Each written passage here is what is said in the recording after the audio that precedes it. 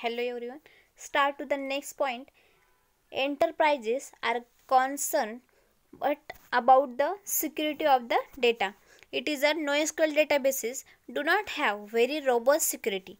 Then traditional RDBMS data was served by the database and we could get the database using the query tools. Then NoSQL databases there are query tools as well, but idea is for the application to own the data and serve it using the services.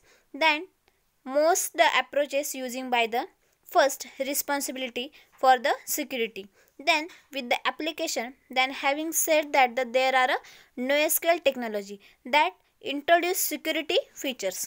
Then next, enterprises often have data warehouse system, BI, analytic, then polyglot data sources. Then enterprises will have to ensure that the ETL extract, transform, load, this is a tools or any other mechanism they are using the move data from the source system to the data warehouse, can read data from the NoSQL data store. Then ETL tools vendors are coming out with the have ability to talk to NoSQL databases. For example, then MongoDB and Cassandra.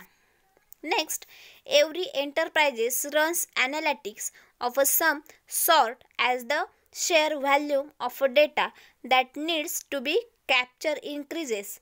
Enterprises and structurally to scale their RDBMS system to write all this system to the databases. A hung number of writes and the need to the scale for a writes are a great use case for the NoSQL databases that allow you to write large volumes of data. Next, deployment complexity. This is a lesson of a last point.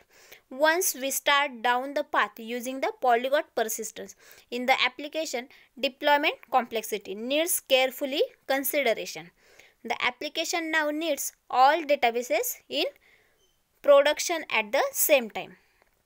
Then need to the have these databases in your UAT, then QA and dev environments. This is a most of the NoSQL products are open source.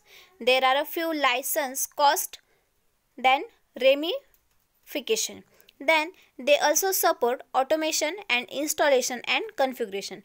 For example, install a database, all needs to be done. It is a download or archive, then which can be automated using curl and comments. Then these products also have a defaults can be started with the minimum configuration. Thank you students.